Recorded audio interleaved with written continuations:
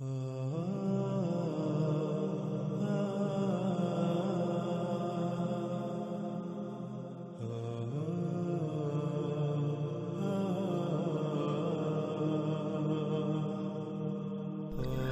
رسول اللہ صلی اللہ علیہ وآلہ وسلم نے اس روایت میں جو بات بیان کی، جو راز ہمارے سامنے رکھے، وہ انتہائی دہلا دینے والے اور چونکا دینے والے ہیں اور آنکھیں کھول دینے والے ہیں۔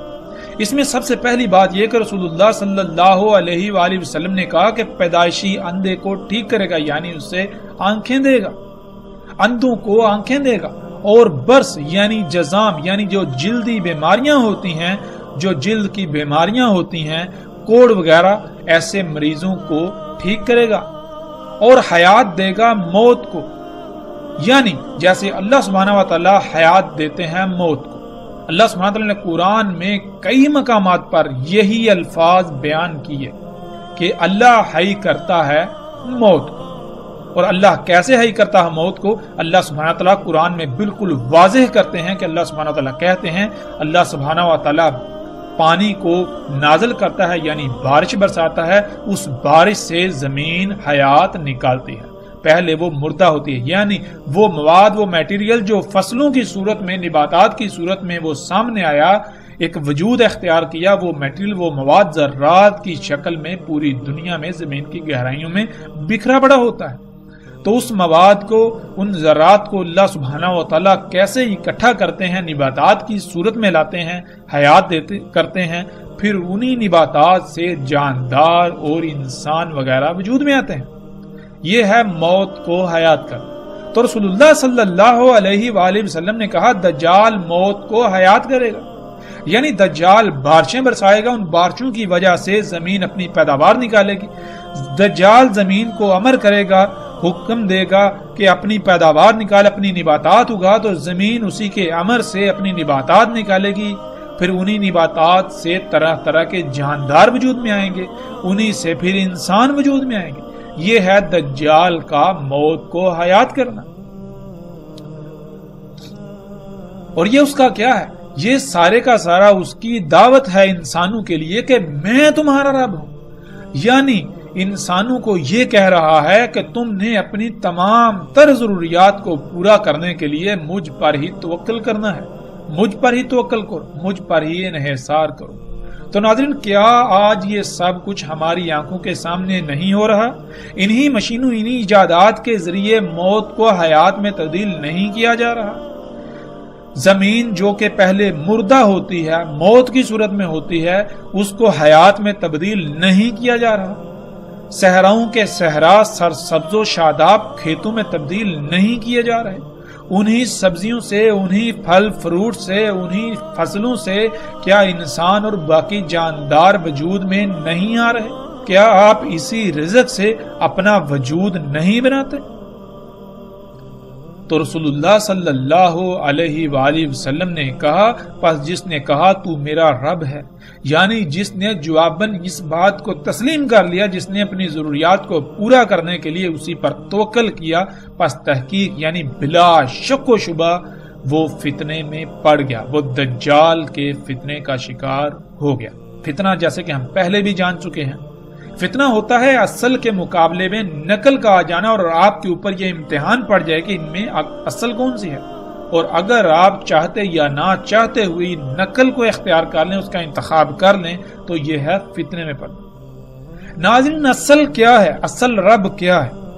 اللہ سبحانہ تعالی نے قرآن میں بار بار حکم دیا کہ فطرت پر قائم ہو جائے، یعنی جس طرح اللہ سبحانہ و تعالیٰ نے خلق کیا تھا، خلق کیا ہے، جیسے اللہ سبحانہ و تعالیٰ جس قانون کے مطابق خلق کرتا ہے، اسی پر تم نے انحصار کرنا ہے، اسی سے تم نے اپنی ضروریات پوری کرنی ہے۔ اور یہ اصل ہے، اس اصل کے مقابلے پر ایک نقل آئی۔ وہ نقل کیا ہے؟ انسانوں کے اپنے ہی ہاتھوں سے خلق کردہ طرح طرح کی مخلوقات۔ ایک طرف اللہ اگاتا ہے، وہی فصل سال میں ایک بار ہوتی ہے، دوسری طرف انسان کی خلق کردہ فصل، ان مشینوں سے، ان ایجادات سے فصل جو خلق کی جاتی ہے وہ سارا سال ہوتی ہے۔ ایک طرف اللہ خلق کرتا ہے تو وہ ایک خاص موسم میں خلق کرتا ہے، تو دوسری طرف دجالی بیج، جینیٹیکلی موڈیفائڈ بیج، یہ دجال پوری دنیا میں ہر موسم میں خلق ہونے کی صلاحیت رکھتا ہے۔ یہ ہے اصل کے مقابلے میں نقل، یہ ہے فتنہ۔ اب انسانوں کے اوپر یہ امتحان ہے کہ وہ اصل کو اختیار کریں یا پھر نقل۔ تو یہ دجال، یہ نقل اتنی خوشنما ہے کہ اصل کے مقابلے پر یہ اصل کو بھی نقل ثابت کر رہی ہے۔ تو انسانوں کی اکثریت اسی دجل کا، اسی دھوکے کا شکار ہو چکی ہے۔ اور پھر رسول اللہ صلی اللہ علیہ وآلہ وسلم نے یہ کہا، جس نے کہا اللہ میرا رب ہے، یعنی جس نے اپنا توکل فطرت پر کیا، جس نے اپنی ضروریات فطرت سے پوری کی، جس نے اپنی ضروریات کو پورا کرنے کے لیے فطرت پر انحصار کیا، فطرت پر توکل کیا، اسی پر ڈٹ گیا، یہاں تک کہ اسی پر اس کی موت ہوئی، پس تحقیق کہ وہ بچا لیا گیا دجال کے فتنے سے، اور نہ ہی اس کے بعد اس پر کوئی فتنہ ہو۔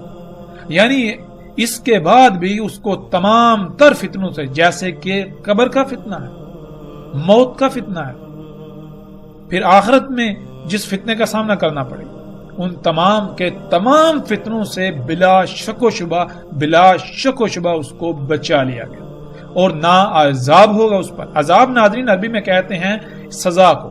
اللہ سبحانہ وتعالی نے اس کائنات کو ایسے خلق کیا، ایک پیچیدہ ترین مشین کی طرح، اس میں توازن قائم کیا۔ اگر آپ اللہ سبحانہ وتعالی کی ہدایات، جو کہ خالق ہے، خالق کی ہدایات کے مطابق اپنے اعمال کریں گے تو وہ اعمال احسن ترین اعمال ہوں گے، وہ اصلاح کرنے والے اعمال ہوں گے، اور ان اعمال کے رد عمل آئیں گے۔ وہ رد عمل آپ کے لیے اللہ کی طرف سے انعام کہلائیں گے۔ اور اگر آپ خالق کی ہدایات کے خلاف عمل کرتے ہیں تو ان اعمال کے بھی رد عمل آئیں گے، لیکن وہ رد عمل انتہائی تباہ کن ہوں گے۔ تو وہ جو رد عمل ہوں گے وہ آپ کے لیے انعام کی بجائے عذاب، یعنی آپ کے اپنے ہی ہاتھوں سے کیے ہوئے اعمال کی وجہ سے ہلاکتوں کا سامنا، سزا کا سامنا کرنا پڑے گا۔ وہ ہلاکتیں، وہ رد عمل آپ کے لیے سزا کہلائیں۔ تو رسول اللہ صلی اللہ علیہ وآلہ وسلم نے کہا کہ ایسے شخص پر کوئی عذاب نہ ہوگا، یعنی کہ جب تک اس پر دجال کا فتنہ واضح نہیں تھا، وہ دجال کو اپنا رب بنائے ہوئے تھا، تو وہ بھی باقی انسانوں کی طرح انجانے میں فساد کر رہا تھا، ایسے عمال کر رہا تھا جس میں کائنات میں فساد ہو رہا تھا۔ تو جب اس کے اوپر دجال واضح ہو گیا، جب اس کے اوپر حقیقت کھل گئی، اس کے اوپر یہ فتنہ بالکل واضح ہو گیا کہ میں تو دجال کو رب بنا چکا ہوں، تو وہ بغیر کسی بہانے کے، بغیر کسی ہیلے حجت کے فوراً اللہ کی طرف پلٹا، فوراً اس نے اللہ سے رجوع کیا، فوراً وہ فطرت پر قائم ہوا، وہ اعمال کیے جس کا اللہ نے حکم دیا، یعنی دجال کی آگ کو اختیار کیا۔ تو اس پر جو پیچھے اس نے دجال کے فتنے کا شکار ہونے کی وجہ سے جو اعمال کیے تھے وہ سارے کے سارے بخش دیے جائیں گے، ان کا کوئی حساب کتاب، ان کے بارے میں کوئی پوچھ گچھ نہیں ہوگی۔ ناظرین، پھر آگے رسول اللہ صلی اللہ علیہ وآلہ وسلم نے کہا، پس دجال رہے گا زمین میں اس وقت تک جس وقت تک کہ اس کا رہنا اللہ کے قانون میں ہے، یعنی اللہ سبحانہ و تعالیٰ نے دجال کا زمین پر رہنا قانون میں کر دیا، اس کی مدت طے کر دی۔ تو جتنا اللہ کے قانون میں ہے اس وقت تک دجال زمین پر رہے گا۔ ناظرین، اب سوال یہ پیدا ہوتا ہے کہ اللہ سبحانہ و تعالیٰ نے قانون میں زمین پر دجال کا رہنا کتنا کیا؟ تو ساتھ ہی محمد رسول اللہ صلی اللہ علیہ وآلہ وسلم نے اس سوال کا بھی جواب دے دیا کہ آئیں گے عیسیٰ ابن مریم علیہ السلام مغرب سے پہلے، یعنی جب تک کہ عیسیٰ ابن مریم علیہ السلام نہیں آتے تب تک دجال زمین میں رہے گا، اور جب عیسیٰ ابن مریم علیہ السلام آ جائیں گے تو یہ دجال کے خاتمے کا وقت شروع ہو جائے گا۔ جب تک عیسیٰ ابن مریم علیہ السلام نہیں آتے تب تک دجال زمین میں رہے گا،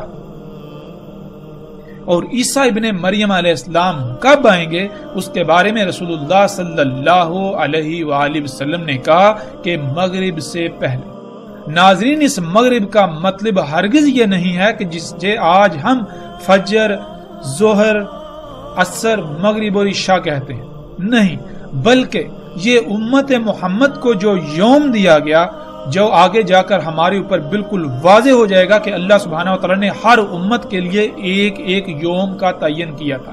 ایک یوم کی مقدار 1000 سال، تو امت محمد کو جو یوم ملا اس کی مدت بھی 1000 سال تھی، لیکن پچھلی امتوں کا چھوڑا ہوا 500 سال بھی اس امت کو ملے۔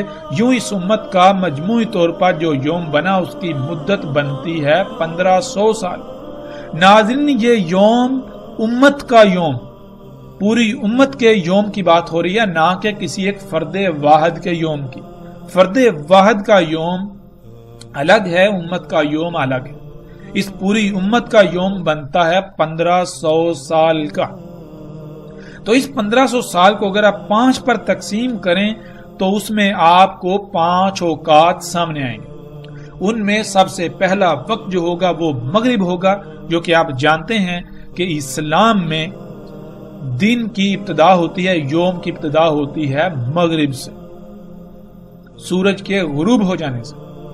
سورج کا غروب ہو جانا یوم کا آخر ہوتا ہے، یوم کا اختتام ہوتا ہے۔ مغرب پہلا وقت، عشاء دوسرا وقت، فجر تیسرا وقت، ظہر چوتھا وقت اور عصر اس یوم کا 5واں اور آخری وقت ہے۔ تو عیسیٰ ابن مریم علیہ السلام عصر کے وقت آخر میں، جبکہ عصر کا وقت بھی ختم ہونے والا ہوگا، اس وقت آئیں گے گویا کہ اب مغرب ہونے ہی والی ہے، یعنی کہ یوم کا بالکل خاتمہ ہونے والا ہے۔ اس وقت عیسیٰ ابن مریم علیہ السلام آئیں گے۔ اور پھر رسول اللہ صلی اللہ علیہ وآلہ وسلم نے کہا کہ عیسیٰ ابن مریم علیہ السلام تصدیق کریں گے محمد علیہ السلام کے ساتھ، یعنی عیسیٰ ابن مریم علیہ السلام محمد رسول اللہ صلی اللہ علیہ وآلہ وسلم کی ہی تمام کی تمام باتوں کی تصدیق کریں گے، انہی ہی کی باتوں کے ساتھ، کہ جس کو آج تم اپنے لیے مسیحا سمجھتے ہو، یہ مسیحا نہیں ہے، یہ دجال ہے۔ دیکھو، محمد رسول اللہ صلی اللہ علیہ وآلہ وسلم نے آج سے 14 صدیاں قبل اس کو دجال کہا۔ آج جن اشیاء کو تم اپنے لیے مسیحا سمجھتے ہو، اپنے لیے فائدہ سمجھتے ہو، وہ تمہارے لیے فائدہ نہیں ہے، وہ تمہارے لیے مسیحا نہیں ہے، یہ سب دجال ہے، یہ سب دھوکہ ہے۔ تم اس دجل کا شکار ہو چکے ہو، تم نے اس کو اپنا رب بنا لیا ہوا۔ اور جیسا کہ ہم نے شروع کی اقصاد میں بھی رسول اللہ صلی اللہ علیہ وآلہ وسلم کے ان الفاظ کو سامنے لایا تھا کہ رسول اللہ صلی اللہ علیہ وآلہ وسلم نے کہا تھا کہ میں تمہیں دجال کے بارے میں سب کچھ بیان کر چکا، وہ جتنی بھی جیسی بھی جو بھی ایجادات ہوں گی، جو بھی واقعات ہوں گے، جو بھی حادثات ہوں گے، سب کے بارے میں تفصیل کے ساتھ ہر پہلو سے کھول کر بتا چکا۔ لیکن اس کے باوجود مجھے یہ یقین ہے کہ یہ ممکن ہی نہیں کہ وہ تمہاری عقلوں میں آ جائے، یعنی کہ تم اسے رب بنا لو گے۔ تم دجال کے بارے میں طرح طرح کی کہانیاں گڑھ کے دجال سے ہی غافل ہو جاؤ گے۔ دجال کی حقیقت کو پسے پشت ڈالتے ہوئے دجال کو اپنا رب بنا لو گے، اور اس راز کو آ کر کھولیں گے واحد ایک ہی شخصیت، اور وہ کون ہوں گے؟ وہ عیسیٰ ابن مریم علیہ السلام آئیں گے۔ اور پھر رسول اللہ صلی اللہ علیہ وآلہ وسلم نے کہا کہ عیسیٰ ابن مریم علیہ السلام ہی ان کی ملت پر ہوں گے، یعنی رسول اللہ صلی اللہ علیہ وآلہ وسلم نے یہ بالکل واضح کر دیا کہ اس وقت دنیا میں واحد عیسیٰ ابن مریم علیہ السلام وہ شخصیت ہوں گے جو محمد علیہ السلام کی ملت پر ہوں گے، جو ابراہیم علیہ السلام کی ملت پر ہوں گے۔ پس قتل کریں گے دجال کو، پھر اس میں کچھ شک نہیں، جو ہے وہ ساتھ کا قیام ہے۔ یعنی رسول اللہ صلی اللہ علیہ وسلم نے پھر یہ بتایا کہ عیسیٰ ابن مریم علیہ السلام دجال کو قتل کریں گے۔ دجال کو قتل کرنا کیا ہے، آگے جا کر تفصیل کے ساتھ اس موضوع پر بات ہوگی آئندہ ایک ساتھ۔ لیکن جو آگے ہے وہ یہ ہے کہ رسول اللہ صلی اللہ علیہ وآلہ وسلم نے کہا کہ جب عیسیٰ ابن مریم علیہ السلام آ کر دجال کو قتل کر دیں گے تو اس کے بعد صرف ایک ہی شے باقی رہ جائے گی، وہ کیا ہے؟ وہ ہے سات کا قیام، یعنی دنیا میں انسانوں کا خاتمہ۔ ایک آخری عظیم زلزلہ آئے گا جو زلزلہ پوری دنیا کے تمام انسانوں کو اپنی لپیٹ میں لے لے گا۔ دنیا میں کوئی ایک انسان بھی نہیں بچے گا کہ جو اس زلزلے کی لپیٹ میں نہ آئے اور ہلاکت کا شکار نہ ہو۔ ناظرین، ویسے تو ہم عیسیٰ ابن مریم علیہ السلام پر جو اس امت میں آئیں گے تفصیل کے ساتھ آگے آئندہ ایک ساتھ میں اسی موضوع کے تحت بات کریں گے اور ہر لحاظ سے بات کریں گے، ایک ایک پہلو کو کھول کر بیان کریں گے۔ دجال کا قتل ہونا کیا ہے، عربی کا لفظ قتل ہے، قتل کا معنی کیا ہے، ہم اس کے اوپر تفصیل سے بات کریں گے۔ قتل کے معنی عموماً کسی کی جان لے لیے کے کر دیے جاتے ہیں، جو کہ بالکل غلط معنی ہے۔ قتال عربی میں کہتے ہیں لڑائی کرنے کو۔ اب لڑائی زبان سے بھی ہوتی ہے، الفاظ سے بھی ہوتی ہے، لڑائی ہتھیاروں سے بھی ہوتی ہے، لڑائی ہر محاذ پر ہوتی ہے، لڑائی نظریات کی بھی ہوتی ہے۔ تو کس لڑائی سے آپ کسی کو شکست دیتے ہیں وہ شکست عربی میں قتل کہلاتی ہے۔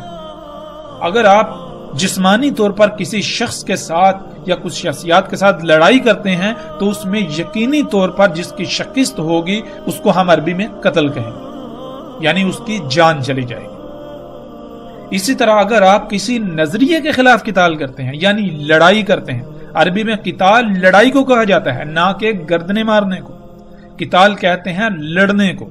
اب اگر آپ کسی سے نظریات کے خلاف لڑتے ہیں، اگر آپ کی جنگ نظریات و عقائد کے خلاف ہے، اگر آپ کی جنگ کسی اور موضوع پر ہے، کسی اور لحاظ سے ہے، تو اسی لحاظ سے جو آپ لڑائی کریں گے وہ عربی میں قتال، اور جو سامنے والے کو یا دشمن کو جو شکست ہوگی وہ قتل کہلاتا ہے۔ لیکن اس پر تفصیل کے ساتھ ہر پہلو سے جو بات ہوگی وہ آئندہ آنے والی ایک ساتھ میں۔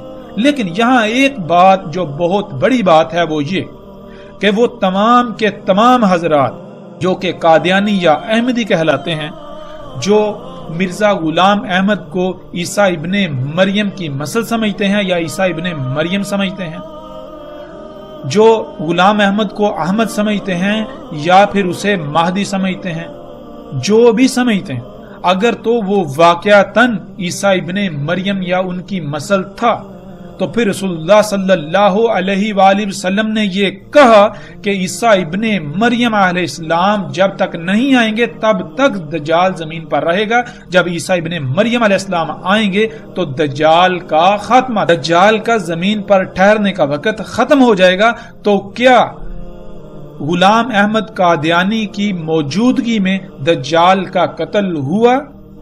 کیا اس کے بعد یا اس کی موجودگی میں دجال کا خاتمہ ہوا؟ اگر بات کی جائے قادیانی حضرات کی، احمدی حضرات کی، غلام احمد کی، تو اس نے تو کہا تھا کہ دجال یہود و نصارہ کے علماء و پادریوں کا نام ہے۔ تو کیا ان یہود و نصارہ کے علماء و پادریوں کا خاتمہ ہو گیا؟ غلام احمد قادیانی کی موت ہوئے بھی دہائیاں گزر چکی، اس کے باوجود دجال تو ویسے کا ویسے موجود ہے۔ یعنی جس کو اس نے دجال قرار دے دیا، جس کو اس نے دجال کہا تھا کہ یہود و نصارہ کے علماء و پادری ہی دجال ہیں، اگر وہ دجال تھے، اگر غلام احمد قادیانی سچا تھا تو پھر یہ سب ختم ہو جانا چاہیے تھا۔ لیکن ہم دیکھتے ہیں کہ یہود و نصارہ کے پادری و علماء، ان کے جو ربی ہیں، وہ محمد رسول اللہ صلی اللہ علیہ وسلم کے وقت بھی موجود تھے، غلام احمد قادیانی کے وقت بھی موجود تھے اور آج بھی موجود ہیں۔ اور اگر یہی دجال تھے تو محمد علیہ السلام کو ان کے بارے میں کہتے ہوئے کوئی آر محسوس ہو رہی تھی، کیونکہ وہ تو اس وقت بھی موجود تھے۔ پھر دوسری بات، محمد رسول اللہ صلی اللہ علیہ وآلہ وسلم نے یہ کہا تھا کہ عیسیٰ ابن مریم علیہ السلام ان کی ملت پر ہوں گے اور اس کے علاوہ وہ ان کی تصدیق کریں گے انہی کے ساتھ۔ تو آپ غور و فکر کریں کہ کیا غلام احمد قادیانی نے کچھ ایسا کیا، کچھ ہٹ کر کیا؟ پھر رسول اللہ صلی اللہ علیہ وآلہ وسلم نے جو بات کہی کہ عیسیٰ ابن مریم کے بعد جو ہوگا وہ کیا ہے؟ وہ ہے سات کا قیام، یعنی دنیا میں انسانوں کا خاتمہ صرف وہ ہوگا۔ تو اب ہم ناظرین جب غور و فکر کریں، دیکھیں تو غلام احمد قادیانی کے وفات کے بعد، اس کی موت کے بعد، اس کی موت کو دہائیاں گزر چکی، اس کے موت کے بعد بھی بڑے بڑے عوامل وقوع پذیر ہو رہے ہیں۔ اگر غلام احمد قادیانی سچا تھا تو اس کی موت کے بعد جو جو عوامل وقوع پذیر آج ہو رہے ہیں وہ ان کے بارے میں بتا کر جاتا، جیسے محمد علیہ السلام نے ایک ایک بات کو تفصیل کے ساتھ بیان کیا۔ اور اگر وہ سچا تھا تو اب تک تو سات کا قیام بھی ہو جانا چاہیے تھا، لیکن کیا ہے کہ ابھی تک تو سات کا قیام بھی نہیں ہوا۔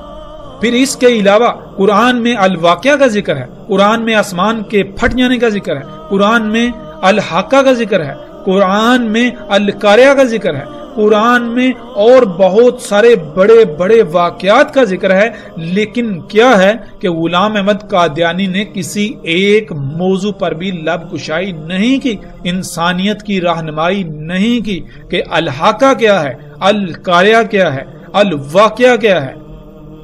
کسی بھی موضوع پر غلام احمد قادیانی کے کوئی الفاظ نہیں ملتے، اگر ملتے ہیں تو ان کا حقیقت کے ساتھ دور دور تک کوئی تعلق نہیں۔ اور جیسے جیسے ہم آگے بڑھیں گے تو انشاءاللہ اللہ کے فضل سے ناظرین ہم ایک ایک پہلو کو ہر لحاظ سے کھول کھول کر بیان کریں گے۔ قادیانی اس سمیت ہمارا کسی سے کوئی مقابلہ نہیں ہے، لیکن ہم یہ ضرور کہیں گے کہ اگر کوئی اپنے آپ کو سچا کہتا ہے تو اس کو اپنے آپ کو سچا ثابت کرنا پڑے گا۔ اگر وہ چاہتا ہے، اگر وہ یہ کہتا ہے کہ وہ سچا ہے تو ہم اس کو دعوت دیتے ہیں کہ دنیا کے کسی بھی پلیٹ فارم پر آ جائیں، قرآن سے، ہم اللہ کی کتاب سے، ہم اللہ کے قوانین سے، ہر لحاظ سے اس کو باطل ثابت کریں گے۔ اگر وہ حق پر ہوا تو ہم اس کے حق پر ہونے کی گواہی دیں گے، لیکن اگر ہم نے اسے باطل ثابت کر دیا، اللہ کی کتاب نے، اللہ کی اس کائنات نے، اللہ کے قوانین نے اس کو باطل ثابت کر دیا، تو کیا وہ حق پر ایمان لائیں گے؟ یہ ہمارا چیلنج ہے۔ اور الحمدللہ ہم کسی قسم کے کسی فتوے پر یقین نہیں رکھتے، کسی قسم کے ایسے جھگڑے پر یقین نہیں رکھتے کہ جو منافقین کی علامت ہو۔ ہم اگر یقین رکھتے ہیں تو وہ رکھتے ہیں عمل پر، ہم اگر یقین رکھتے ہیں تو ہم یقین رکھتے ہیں دلائل پر، ہم اگر یقین رکھتے ہیں تو ہم یقین رکھتے ہیں علم پر۔ بات ہوگی کھل کر ہوگی، ہر لحاظ سے ہوگی، علم کی بنیاد پر ہوگی۔ ہم سے آپ چاہے لاکھ سوال کریں، کروڑ سوال کریں، ہم کسی سوال کو گھمائیں گے نہیں، کسی سوال کو پھیریں گے نہیں، ہم کسی سوال پر کسی قسم کی محاذ آرائی نہیں کریں گے۔ ہم انتہائی اطمینان اور تسلی سے آپ کی بات سنیں گے، اور انتہائی اطمینان اور تسلی سے ہر لحاظ سے اپنے ہوش و حواس پر قابو رکھتے ہوئے، ہر لحاظ سے اللہ کی سنت کو اپناتے ہوئے، اللہ کا رنگ اختیار کرتے ہوئے جواب دیں گے۔ تو اس میدان میں الحمدللہ ہر خاص و عام کو ہماری طرف سے دعوت ہے کہ وہ میدان میں آئیں۔ اگر وہ اپنے دعوے میں سچے ہیں تو وہ آ کر ہمارے سوالات کے جوابات دیں۔ ناظرین جیسے جیسے ہم آگے بڑھیں گے، آئندہ ایک ساتھ میں ہم اس موضوع پر ہر لحاظ سے بات کریں گے، لیکن جب اس موضوع کا وقت آئے گا اب ہم پلٹتے ہیں واپس اپنے اسی موضوع کی طرف جس پر ہم بات کر رہے ہیں۔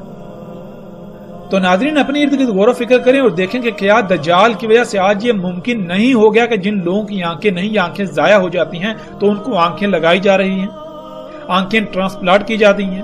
ٹرانسپلانٹ تو دور کی بات ہے، بلکہ مصنوعی آنکھیں بھی تیار کر کے وہ لگائی جا رہی ہیں۔ اسی طرح یہاں تک کہ دل تک مصنوعی بنا کر وہ لگائے جا رہے ہیں۔ اور جذام کے مریض، ان کی بھی ہر لحاظ سے ٹریٹمنٹ کی جا رہی ہے، ان کا بھی علاج کیا جا رہا ہے، یہاں تک کہ آپ کا پورا چہرہ تبدیل کر دیا جاتا ہے، آپ کی پوری کھال بدل دی جاتی ہے۔ یہ سب کچھ آج آپ اپنی آنکھوں سے ہوتا ہوا دیکھ رہے ہیں۔ اس طرح ناظرین دجال کا موت کو حیات کر، دجال موت کو حیات کرے گا۔ ناظرین اس بارے میں ایک بہت بڑی غلط فہمی پھیلا دی جا چکی ہے جو کہ لوگوں میں عام ہے۔ وہ یہ کہ وفات شدہ انسانوں کو جو کہ مر کر گڑوں میں دفن ہیں ان کو زندہ کرے گا، یعنی ان میں روح کو پلٹائے گا۔ یہ بات بالکل غلط اور بے بنیاد ہے، اس کا ذخیرہ احادیث میں کہیں بھی ذکر نہیں ملتا۔ احادیث میں جو الفاظ آئے ہیں وہ یہ ہیں یحیی الموت، جس کے معنی ہے موت کو حیات کرنا۔ قرآن میں اللہ سبحانہ و تعالی نے کئی مقامات پر یہی الفاظ اپنی طرف منسوب کر کے بیان کیے کہ اللہ حیا کرتا ہے موت کو، بالکل یہی الفاظ۔ اور نہ صرف اللہ سبحانہ و تعالی نے کئی مقامات پر یہ ذکر کیا بلکہ اس کی باقاعدہ وضاحت بھی کر دی کہ اللہ کیسے موت کو حیات کرتا ہے۔ اللہ سبحانہ و تعالی نے تمام مخلوقات کی پہلے موت خلق کی۔ موت کہتے ہیں چھوٹے چھوٹے ذرات کی شکل میں اس مواد کو جس مواد سے شے وجود میں لائی جاتی ہے۔ اور اللہ سبحانہ و تعالی نے انسانوں کو بھی کہا کہ پہلے تم اموات تھے، پھر تمہیں حیات کیا، پھر اموات ہو جاؤ گے، اس کے بعد پھر زمین سے نکال کھڑا کیا جائے گا۔ اور اللہ سبحانہ و تعالی نے بہت ہی تفصیل سے بتا دیا کہ اللہ کیسے موت کو حیات کرتا ہے۔ اللہ سبحانہ و تعالی نے قرآن کے کئی مقامات پر کہا کہ اللہ آسمان سے پانی برساتا ہے، اس پانی سے زمین سے نباتات اگتی ہیں، یعنی مردہ زمین کو حیات ملتی ہے، پھر ان نباتات سے انسانوں سمیت مختلف جاندار مخلوقات وجود میں آتی ہیں۔ ناظرین، پچھلی ایک ساتھ میں اس کی مکمل تفصیل گزر چکی۔ بالکل اسی طرح دجال بھی موت کو حیات کرے گا، یعنی وہ بارشیں برسا کر نباتات اگائے گا، وہ طرح طرح کی اشیاء سے، ادویات سے، کیمیکل سے، کھادوں سے، زمین سے نباتات اگائے گا۔ ان نباتات سے مخلوقات وجود میں آئیں گی، انہی سے انسان بھی وجود میں آئیں گے۔ اور یہ آج سب کچھ ہماری آنکھوں کے سامنے ہو رہا ہے، اور یہ سب کچھ اسی ٹیکنالوجی سے، انہی ایجادات سے ممکن ہوا جن ایجادات کو انسان اپنے لیے مسیحا یعنی فائدہ مند سمجھتا ہے، اپنے لیے سہولتیں اور آسائشیں اور آسانیاں سمجھتا ہے۔ انہی ایجادات کے ذریعے مختلف طریقوں سے بارشیں برسائی جا رہی ہیں اور مردہ زمین کو حیات کیا جا رہا ہے۔ پھر آگے رسول اللہ صلی اللہ علیہ وآلہ وسلم نے کہا وَيَقُولُ لِلنَّاسِ أَنَا رَبُّكُمْ، اور کہے گا انسانوں کو کہ میں تمہارا رب ہوں، یعنی کہ جو کچھ میں اگا رہا ہوں، جو میں موت کو حیات کر رہا ہوں، تم اسی حیات سے اپنے وجود بناؤ، تم اسی حیات سے، انہی اشیاء سے اپنی ضروریات کو پورا کرو، تم مجھ پر ہی توکل کرو۔ تو ناظرین، آج کیا ہو رہا ہے؟ آج آپ اپنی ہی ذات میں غور و فکر کریں، اپنے ارد گرد غور و فکر کریں، اپنے ارد گرد دیکھیں کہ آپ نے کس کو رب بنایا ہوا ہے۔ کیا آپ اپنی ضروریات فطرت سے پوری کر رہے ہیں، اللہ پر توکل کر رہے ہیں، فطرت پر توکل کر رہے ہیں، یا پھر آپ اپنی ضروریات کے لیے انہی مشینوں، انہی ایجادات پر توکل کرتے ہیں، انہی سے اپنی ضروریات پوری کرتے ہیں؟ ذرا غور تو کیجئے کہ آپ دجال کو رب نہیں بنا چکے۔ ناظرین، وہ کون سی شے ہے جو آج آپ کو آپ کی تمام تر ضروریات خلق کر کے مہیا کر رہی ہے؟ ایک طرف اللہ ہے کہ جس نے فطرت، یہ مشین، یہ نظام بنا دیا کہ جس ذریعے سے تمہاری ضروریات خلق ہوں اور تم ان ضروریات سے اپنی زندگی گزارو، ان سے اپنی ضروریات پوری کرو۔ اور دوسری طرف یہ مشینیں ہیں انسان کے اپنے ہی ہاتھوں سے خلق کر، جن مشینوں کے ذریعے انسان کے لیے اس کی ضروریات خلق کی جا رہی ہے۔ تو آپ کس پر انحصار کر رہے ہیں؟ کس کی خلق کردہ ضروریات سے، کس کی خلق کردہ اشیاء سے اپنی ضروریات کو پورا کر رہے ہیں؟ کس پر انحصار کر رہے ہیں؟ جس پر آپ انحصار کر رہے ہیں وہی تو آپ کا رب کہلائے گا۔ زبان سے آپ بے شک لاکھ اللہ کو اپنا رب کہیں، لیکن آپ کی مثال بالکل اس شخص کی سی ہوگی جو کہ رسول اللہ صلی اللہ علیہ وآلہ وسلم کی موجودگی میں ایک شخص آتا ہے، کعبے کے غلاف کو پکڑ کر جھنجھوڑتا ہے اور کہتا ہے یا رب یا رب، اور رسول اللہ صلی اللہ علیہ وآلہ وسلم اس کو دیکھ کر، اس کی حالت کو دیکھ کر کہ اتنی دور سے آیا ہوا ہے، کپڑے اس کے دھول مٹی سے اٹکے ہوئے ہیں، تھکاوٹ سے چور ہے، اس کے باوجود یہ کہتے ہیں کہ اللہ کیسے اس کی دعا کو قبول کر لے۔ اس نے جو پہنا ہوا ہے وہ حرام کا، یعنی وہ پہنا ہوا ہے جس کی اللہ نے اجازت ہی نہیں، اس کی خوراک، اس کا رزق وہ جس کی اللہ نے اجازت ہی نہیں دی، تو اللہ اس کی دعا کیسے قبول کر لے؟ یعنی عملاً تو اس نے رب کسی اور کو بنایا ہوا ہے، شیطان کو بنایا ہوا ہے اور یہ دعائیں اللہ سے مانگ رہا ہے، تو اللہ اس کی دعائیں کیسے قبول کرے گا؟ اللہ تو تب اس کی دعائیں و حاجات پوری کرے گا، دعائیں قبول کرے گا، جب یہ اپنے آپ کو اللہ کا محتاج بنائے گا، جب یہ اللہ کو اپنا رب بنائے گا۔ لیکن اس کا معاملہ کیا ہے؟ یہ زبان سے تو اللہ کو اپنا رب کہہ رہا ہے، لیکن عملاً اس نے شیطان کو اپنا رب بنایا ہوا۔ بالکل اسی طرح ناظرین آج دنیا میں اکثریت کی مثال ہے کہ وہ زبان سے تو کہتے ہیں اللہ ہمارا رب ہے، لیکن عملاً انہوں نے اللہ کی بجائے انہی مشینوں کو اپنا رب بنایا ہوا ہے، انہی ایجادات کو اپنا رب بنایا ہوا ہے۔ ناظرین یہ ایک ایسی اٹل حقیقت ہے کہ جس کو آج آپ اپنی آنکھوں سے دیکھ رہے ہیں، آپ چاہ کر جٹلانے کے باوجود بھی نہیں جٹلا سکتے۔ اس کے باوجود اگر آپ اس کا انکار کرتے ہیں، اس سے آنکھیں بند کرتے ہیں، تو جان لیجئے کہ اس کا نقصان کسی اور کو نہیں، اس کا نقصان آپ کی اپنی ہی ذات کو ہوگا، یہ نقصان آپ کا اپنا ہی ہوگا۔ یہ دنیا میں جو آپ کو مدت دی گئی، جو وقت آپ کے لیے متعین کیا گیا، یہ انتہائی محدود ہے۔ تھوڑا غور تو کریں، جو زندگی آپ کی پیچھے گزر گئی، کیا اس کا کوئی حساب کتاب ہے؟ تو آگے ہو سکتا ہے ایک لمحہ ہو یا وہ بھی نہ ہو، آگے ہو سکتا ہے ایک مہینہ، ایک سال ہو، وہ بھی نہ ہو، آگے ہو سکتا ہے ایک دہائی ہو، اور وہ بھی گزر جانی ہے، بالکل اس طرح جیسے پچھلی زندگی آپ نے گزار لی۔ لیکن اگر آپ نے آج حق کو اپنی آنکھوں سے دیکھنے کے باوجود اپنی آنکھیں بند کر لیں، تو پھر بعد میں سوائے پچھتاوے کے کچھ نہیں رہے گا، کیونکہ یہی دنیا، یہی زمین وہی جہنم ہے جس کا آپ سے وعدہ کیا گیا ہے۔ یہ جہنم کیسے بنے گی؟ آپ کے انہی اعمال سے، جن اعمال کی وجہ سے آپ نے اس کو اتنا فساد زدہ کر دیا کہ اب یہ زلزلے، یہ طوفان، یہ بیماریاں، یہ تباہیاں دن بدن بڑھتی چلی جائیں گی، درجہ حرارت دن بدن بڑھتا چلا جائے گا۔ اور تصور کریں جب یہ سب بڑھتا ہی چلا جائے، اس میں کوئی رکاوٹ پیدا نہ ہو، تو زمین کے حالات کیا ہوں گے؟ اس پر بھی ہم آگے جا کر تفصیل سے بات کریں گے، اور یہ زمین یہی جہنم ہوگی۔ رسول اللہ صلی اللہ علیہ وآلہ وسلم نے کہا، اور تمہیں علم ہونا چاہیے کہ اللہ عز و جل بے عیب ہے، وہ بالکل صحیح ہے، ہرگز عور نہیں ہے۔ یعنی اللہ جو بھی خلق کرتا ہے اس میں کوئی عیب نہیں ہوتا، ہر لحاظ سے مکمل اور بے عیب خلق کرتا ہے، اور وہ محتاج نہیں ہے۔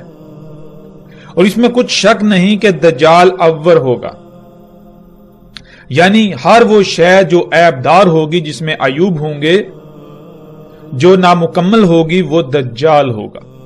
دجال عیب دار ہوگا، وہ جو بھی کرے گا اس میں عیوب، خامیاں لازمی ہوں گی۔ دیکھنے کا آلہ ممسوح ہوگا، درمیان اس کے دیکھنے کے آلات کے کتب ہوگا کافر۔ پہچان لے گا اسے ہر مومن، خواہ وہ لکھنا جانتا ہو یا نہ جانتا ہو۔ ناظرین اس روایت میں جو الفاظ استعمال ہوئے ہیں، ان الفاظ کا جاننا بہت ضروری ہے، کیونکہ جب تک ہم ان الفاظ کو نہیں سمجھیں گے، نہیں جانیں گے، تب تک ہم اس روایت کو نہیں سمجھ سکیں گے، تب تک ہم اس روایت میں رسول اللہ صلی اللہ علیہ وآلہ وسلم نے ہماری کیا رہنمائی کی، ہم اسے نہیں جان سکیں گے۔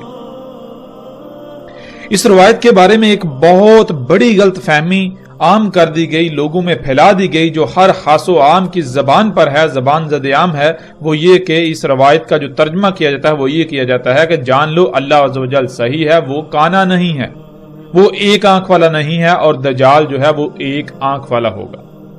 یعنی عور لفظ کے اس میں جو لفظ استعمال ہوا ہے عور، اس کا ترجمہ کیا جاتا ہے کانا، ایک آنکھ والا، حالانکہ حقیقت بالکل نہیں۔ پیچھے ہم کئی مقامات پر یہ بات واضح کر چکے کہ عربی دنیا کی واحد ایسی زبان ہے جس کا ترجمہ کرنا ناممکن ہے۔ دنیا میں کوئی بھی ایسی زبان نہیں ہے جس کو عربی کے متبادل کے طور پر پیش کیا جا سکے۔ جب ایسی کوئی زبان موجود ہی نہیں ہے، ایسی کوئی زبان اپنا وجود رکھتی ہی نہیں ہے، تو یہ کیسے ممکن ہے کہ عربی کا ترجمہ کیا جا سکے؟ ترجمہ تو کہتے ہیں ایک زبان کا کسی دوسری زبان میں متبادل کو۔ جب متبادل موجود ہی نہیں تو ترجمہ کیسے کیا جا سکتا ہے؟ لیکن ناظرین اب ہم آتے ہیں واپس اپنے موضوع کی طرف، وہ یہ کہ اس روایت کا جو آج تک ترجمہ کیا جاتا رہا، جو لوگوں میں بات پھیلا دی گئی، جو عام کر دی گئی، جو ہر شخص کی زبان پر ہے، جس کی وجہ سے اکثریت نے گمراہی کا سودا کیا، دجال کو پہچاننے سے قاصر رہے، حق سے دور رہے، وہ یہ کہ اس کا ترجمہ کیا جاتا ہے کہ اللہ کانا نہیں ہے، اللہ ایک آنکھ والا نہیں ہے، دجال کانا ہوگا، ایک آنکھ والا ہوگا۔ تو ناظرین، کیا اس کا مطلب یہ ہے کہ اللہ کی دو آنکھیں ہیں، بالکل اسی طرح جیسے انسان کی دو آنکھیں ہوتی ہیں؟ ناظرین، سب سے پہلا سوال تو یہاں پیدا ہوتا ہے کہ کیا ہم اللہ سبحانہ و تعالیٰ کو اس دنیا کی زندگی میں، اس دنیا میں دیکھ سکتے ہیں؟ جب ہم اللہ کو اس دنیا میں دیکھ ہی نہیں سکتے تو پھر یہ کیسے ہم کہہ سکتے ہیں کہ اللہ کی دو آنکھیں ہیں یا اللہ ایک آنکھ والا نہیں ہوگا؟ جب ہم اللہ کو دیکھ ہی نہیں سکتے، اس دنیا میں اللہ کو دیکھ ہی نہیں سکتے، اللہ اس دنیا میں ہمارے سامنے آ ہی نہیں سکتا، ہمارا دماغ اس کا احاطہ ہی نہیں کر سکتا، ہمارا دماغ اس کا تصور بھی نہیں کر سکتا، تو پھر کوئی بھی ہو، اس کی ایک آنکھ تو کیا دو بھی ہوں، بے شک چار آنکھیں ہوں، جتنی بھی ہوں، وہ اللہ کیسے ہو سکتا ہے؟ تو پھر یہ کہنا کہ تمہارا رب جو ہے وہ دو آنکھوں والا ہے اور دجال ایک آنکھ والا ہوگا، یہ بات بالکل بے معنی، بے وقت ہو جاتی ہے۔ جب ہم اس دنیا میں اللہ کو دیکھ ہی نہیں سکتے تو کوئی بھی آ جائے، جیسا جی چاہے آ جائے، وہ اللہ نہیں ہو سکتا۔ تو پھر یہ کہنا کہ اللہ دو آنکھوں والا ہے، اللہ ایک آنکھ والا نہیں اور دجال ایک آنکھ والا ہوگا، یہ بات بالکل بے معنی، انتہائی بے وقوفانہ اور انتہائی جاہلانہ۔ ناظرین، اصل بات کیا ہے اور حقیقت کیا ہے؟ حقیقت یہ ہے کہ اس روایت میں جو لفظ استعمال ہوا وہ لفظ ہے عور، اور عور کہتے ہیں کسی بھی شے کا ایک ہی پہلو دیکھ پانا۔ اللہ سبحانہ و تعالیٰ نے قرآن میں واضح یہ کہا کہ اللہ سبحانہ و تعالیٰ نے ہر شے کا اس سے جوڑا خلق کیا، ہر شے کے دو پہلو ہیں۔ اللہ عز و جل جو ہے وہ صحیح ہے، اس کے لیے عور ہونا نہیں ہے۔ مطلب کیا ہے کہ اللہ سبحانہ و تعالیٰ جو کچھ بھی خلق کرتا ہے وہ دونوں پہلوؤں سے مکمل خلق کرتا ہے، وہ جو کچھ بھی خلق کرتا ہے وہ بے عیب خلق کرتا ہے، اس کی ہر شے میں حمد ہی حمد ہوتی ہے، لیکن دجال عور ہوگا، یعنی وہ سب کا سب دجال ہوگا جو ایک پہلو سے تو مکمل نظر آئے گا لیکن دوسرے پہلو سے نامکمل ہوگا، یعنی جس میں سائیڈ ایفیکٹس ہوں گے۔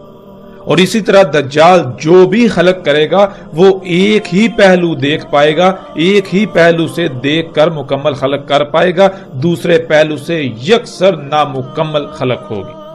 وہ خلق، وہ شے، جو شے بھی وجود میں آئے گی اس میں عیوب ہوں گے، اس میں خامیاں ہوں گی، اس میں کجیاں ہوں گی، اس میں کوتاہیاں ہوں گی، اس میں لاپرواہیاں ہوں گی، وہ شے دونوں پہلوں سے مکمل نہیں ہوگی۔ اور ناظرین، جیسے جیسے ہم آگے بڑھیں گے، اور پیچھے بھی ہم یہ بات کر چکے پچھلی اقساط میں کہ رسول اللہ صلی اللہ علیہ وآلہ وسلم نے یہ کہا تھا کہ میں تمہیں دجال کے بارے میں ایک ایسی بات بتا رہا ہوں کہ جو میرے علاوہ کسی نبی نے اپنی قوم کو، اپنی امت کو نہیں بتائی۔ وہ کیا ہے؟ وہ یہی کہ دجال کی پہچان کے لیے تمہارے لیے جو میں رہنمائی کر رہا ہوں تمہاری، وہ یہ ہے کہ دجال عور ہوگا اور اللہ عز و جل عور نہیں ہے۔ اور انتہائی افسوس اور دکھ کی بات یہ ہے کہ وہ شے، وہ بات جس سے دجال کو پہچانا جا سکتا تھا، اسی کو چھپا دیا گیا۔ ان علماء دجال نے، اس طبقے نے جو اپنے آپ کو علماء کہلاتا ہے، انہوں نے دجال کی پہچان کے اوپر ہی پردہ ڈال دیا۔ جس شے سے، جس بات سے دجال کو جانا جا سکتا تھا، پہچانا جا سکتا تھا، اس کے اوپر ہی پردہ ڈال دیا۔ وہ جو ایک منفرد بات جو رسول اللہ صلی اللہ علیہ وآلہ وسلم نے باقی انبیاء سے ہٹ کر اپنی امت کو، اپنی قوم کو بتائی، اس بات کے اوپر ایسے پردہ ڈال دیا گیا کہ کوئی بھی دجال کو نہ پہچان سکا۔ یوں اکثریت نے گمراہی کا سودا کیا اور دجال کو اپنا رب بنا بیٹھی۔ تو اس بات کا اس کا ذمہ دار کون سا طبقہ اس کا ذمہ دار ہے؟ مثال کے طور پر آج ناظرین ہم غور کریں، جتنی بھی مشینیں ہیں، آپ ان مشینوں کی بات کر لیں، ان مشینوں کی مثال لے لیں، ان کو سامنے رکھ لیں جنہیں آپ گاڑیاں کہتے ہیں۔ جب یہ گاڑیاں وجود میں آئیں تو بڑے بڑے دعوے کیے گئے کہ اب ہم انتہائی تیز رفتاری سے انتہائی پرسکون اور آرام دہ طریقے سے سفر کریں گے، ہمیں سفر میں کسی قسم کی کوئی مشکل پیش نہیں آئے گی، کسی قسم کی مصیبت کا مشکل کا سامنا نہیں کرنا پڑے گا۔ یہ سواری کے ذرائع بہت زبردست ذرائع ہیں، احسن ترین ذرائع ہیں، لیکن حقیقت کیا نکلی؟ جب انسان نے ان سواری کے ذرائع کو خلق کیا، یہ سواری کے ذرائع وجود میں آئے، یہ سواری کے ذرائع دیکھنے میں تو انتہائی شاندار ہیں، عالی شان ہیں، بہترین نظر آتے ہیں، آسان ترین نظر آتے ہیں، ان سے سہولت و آسانی انتہا درجے کی حاصل ہوتی ہے، لیکن حقیقت کیا ہے؟ اس کا دوسرا پہلو وہ کوئی بھی نہ دیکھ سکا، اس کا دوسرا پہلو کسی کے سامنے ہی نہ آیا۔ جب ان کو خلق کیا گیا تو ان کو ایک پہلو دے کر خلق کیا گیا، دوسرے پہلو سے انسان یکسر غافل رہا، بالکل اندھا رہا۔ اور دوسرا پہلو کیا ہے؟ وہ آج سامنے آیا جب انہی سواری کے ذرائع سے خارج ہونے والی طرح طرح کی زہریلی گیسوں، جنہیں ہم دھواں کہتے ہیں، اس نے پوری دنیا کی فضا کو اپنی لپیٹ میں لے لیا۔